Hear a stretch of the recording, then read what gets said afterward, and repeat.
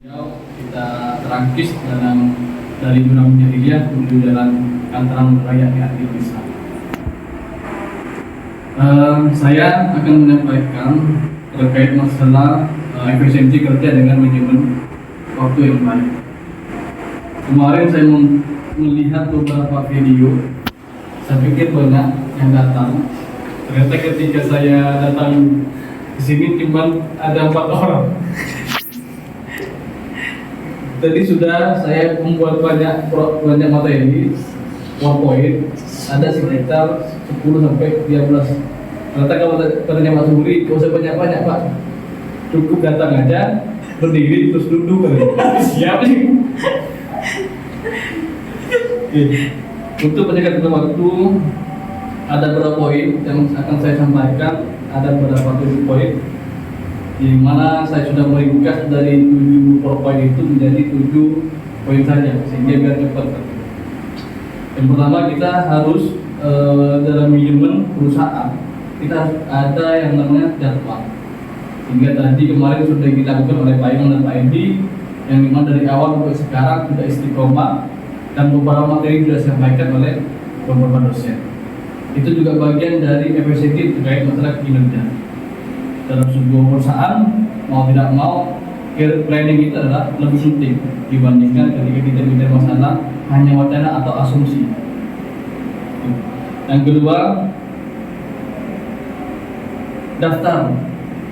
Saya menyimpulkan bahwa ketika kita bicara masalah tugas dan tanggung jawab, beberapa sudah diatur dan beberapa orang sudah memberikan nama-nama dan list. Itu juga bagian dari efisiensi kinerja.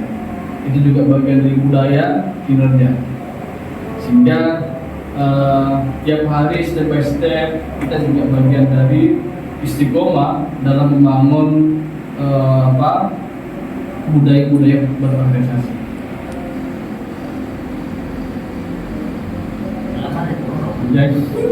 Yang keempat, kita tidak tahu lepas dari teknologi. Teknologi seakan-akan kita sudah diwajibkan pada era 2019 kemarin, meskipun digitalisasi itu sudah mulai jauh-jauh sudah mulai ada. Tapi kita rasakan 2019 di mana di era digitalisasi itu adalah zaman kondisi COVID. Jadi semuanya sudah menggunakan digitalisasi COVID. Digital. Mau pesan Grab, GoFood, dan makanan pun juga sudah menggunakan digitalisasi. Itu sudah diwajibkan pada kehidupan kita 2019 kemarin. Jadi mau tidak mau hari ini mungkin Pak Imam butuh istirahat atau mau istirahat di hotel Kaveras atau di Baghdad, itu tinggal pesan di Google, cepat. Jadi tidak usah keluar. Kalau kita dulu mungkin belum tahu tentang masalah Google Meet, Zoom dan lain sebagainya, dengan adanya COVID kita juga sudah memahami. Dengan digitalisasi semua serba cepat. Kalau nyari jodoh lewat tanam, yang kelima, hindari gangguan.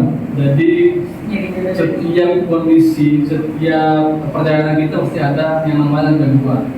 Nah, dalam sebuah perusahaan itu ada yang namanya evaluasi atau motivasi.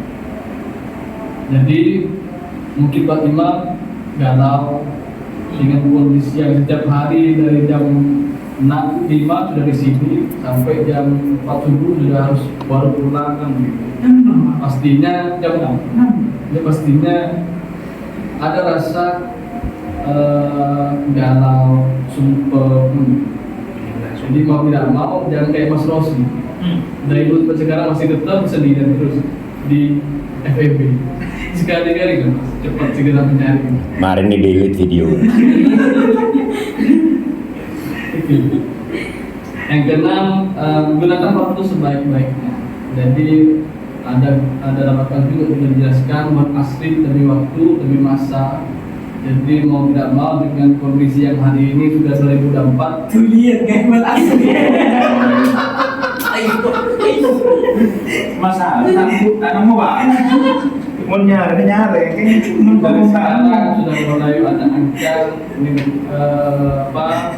ternyata ketika sudah mempunyai pasangan hidup itu sangat enak. Hmm. Ada yang mengatur jam pagi itu dibangunkan. Perintah Allah itu nggak bohong, Pak.